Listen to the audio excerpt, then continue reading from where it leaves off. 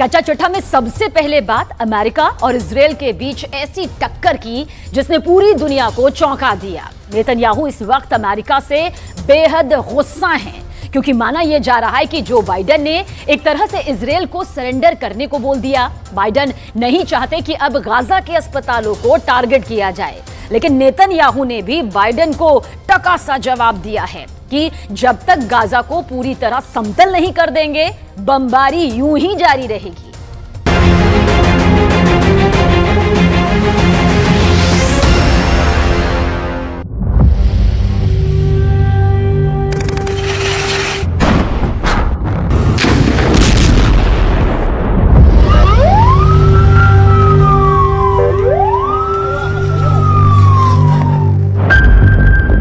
Gaza पट्टी और Israel के युद्ध से किसे फायदा हो रहा है?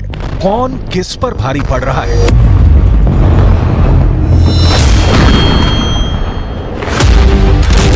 किसका दांव, किसकी बटखनी और चारों खाने चित कौन हो रहा है?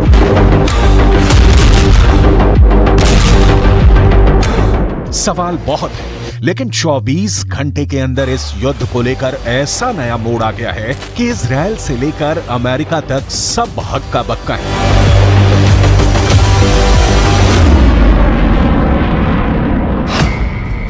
सब पूछ रहे हैं कि क्या अब अमेरिका वर्सेस इजराइल होने जा रहा है? क्या इजराइल अब अमेरिका से लड़ने वाला है? क्यों कहा जा रहा है कि नेतन्याहू का कोड व्हाइट हाउस एक्टिव हो गया है? कोड व्हाइट हाउस यानी सीधा नेतन्याहू वर्सेस बाइडेन होने वाला है।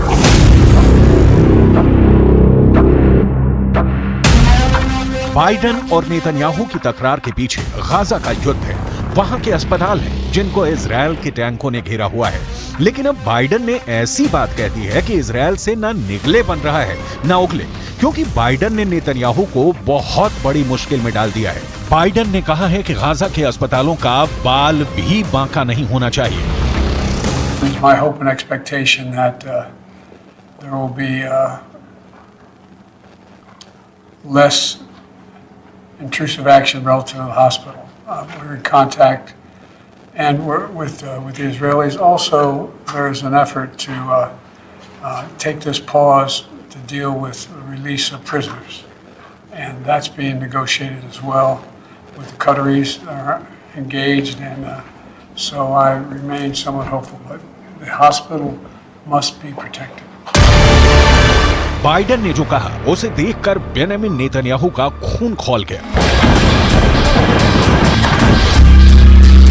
गाजा पर उनकी सेना हर तरफ से हमला कर रही है। गाजा पर इजराइल की बमबारी पर ब्रेक लगना मुश्किल हो गया है। 12,000 से ज्यादा लोगों की मौत के साथ गाजा में इस वक्त कब्रिस्तान की जगह कम पड़ गई है।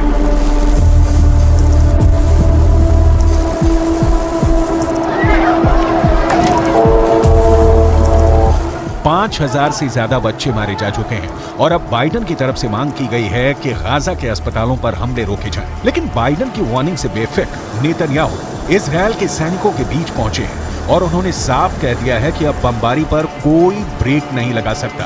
गाजा पर तब तक हमले जारी रहेंगे जब तक इजराइल की जीत नहीं हो जाती। פשוט רעים. עכשיו אתם כולכם חדורים באותה מטרה. אנחנו הולכים לנצח. אין פה הפסקות, אין פה חצאי דברים, זה לא מבצע, זה לא סבב. פה הולכים עד הניצחון הטוטלי.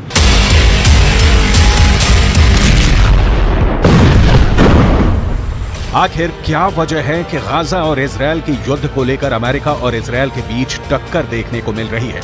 नेतन्याहू और बाइडेन के बीच गाजा को लेकर जो क्लैश देखने को मिला है, उससे लेकर बड़े सवाल एक बार फिर से। क्या अब अमेरिका वर्सेस इजराइल होने जा रहा है?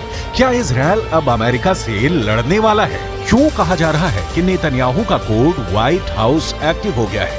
या ये सब इजराइल और अमेरिका के बीच नूरा कुश्ती है? क्योंकि दुनिया 12,000 लोगों की मौत को लेकर आग बबूली हो चुकी है। इंडोनेशिया से लेकर फिलीपींस तक फिलिस्तीन के समर्थन में प्रदर्शन हो रहे हैं। गाजा में जो मौत का तांडव हो रहा था, उसे लेकर दुनिया का एक बहुत बड़ा हिस्सा गुस्से में है और सब जानते हैं कि इजराइल और अमेरिका इस वक्त साथ में है।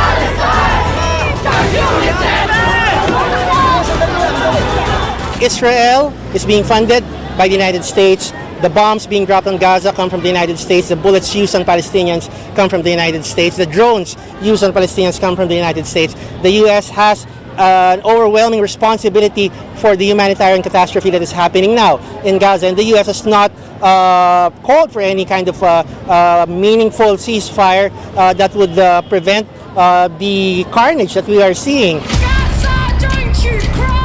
यही हाल यूरोप से लेकर ऑस्ट्रेलिया का है। फिलिस्तीन के समर्थन में यहाँ भी लोग जमा हो रहे हैं, गाजा पर बमबारी का विरोध कर रहे हैं।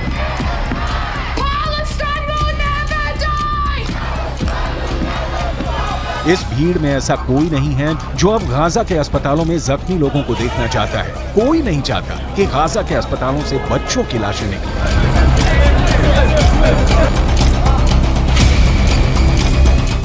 Between Palestine and Israel can be seen as complex, but what's happening right now is very straightforward, and we need a ceasefire. There's no justification for what's happening right now in Gaza, and that's what we're calling for. यही दबाव अब France से लेकर Britain भी पहुंच चुका है। यहाँ हथियार बनाने वाले उन कंपनियों के खिलाफ प्रदर्शन हो रहे हैं जो अमेरिका को गोला बारूद बेचते हैं और फिर वही हथियार और वेपन सिस्टम इजरायल को पहुंचाए जाते हैं।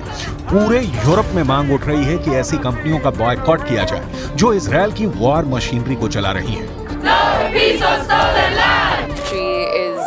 Directly responsible for Palestinian civilian lives being taken, for Palestinians being killed. So this factory assembles key components of the Israeli fighter jets that are used to drop bombs on men, women and children in Gaza.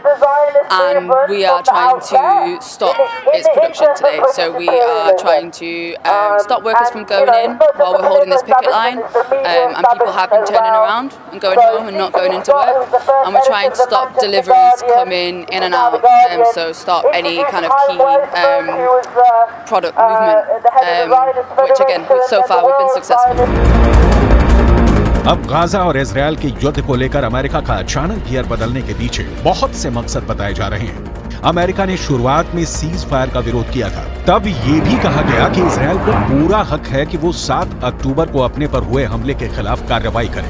लेकिन अब Gaza में 12,000 लोगों की मौत होने के बाद और खासकर तब जब बच्चों की लाशें दुनिया के हर मोबाइल फोन तक पहुंच चुकी हैं, अमेरिका गोलीबारी रोकने और अस्पतालों को बचाने की बात कर रहा है।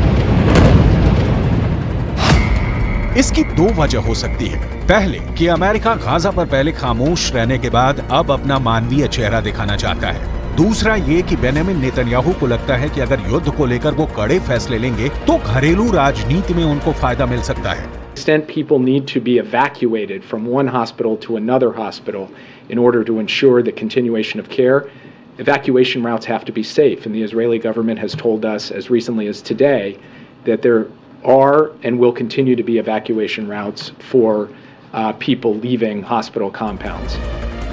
नेतन्याहू इस वक्त युद्ध के बीच इजरायल की घरेलू राजनीति में भी फंसे हुए हैं। उनके खिलाफ कई तरह के आरोप हैं और इस वर्ष की शुरुआत से ही उनके खिलाफ लगातार प्रदर्शन हो रहे हैं। लेकिन नेतन्याहू इस वक्त वॉर जोन में बिजी हैं।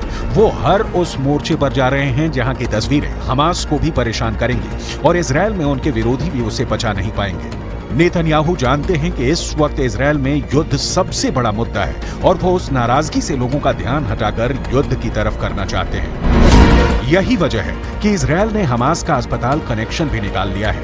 इजरायल का दावा है कि गाजा के अस्पतालों को हमास अपने अड्डों की तरह इस्तेमाल करता आया है और उसने अब इसके नए वीडियो भी जारी कर दिए हैं जिसमें गाजा के रंतीसी अस्पताल में हमास की सुरंग होने का दावा किया है। You can see the tunnel.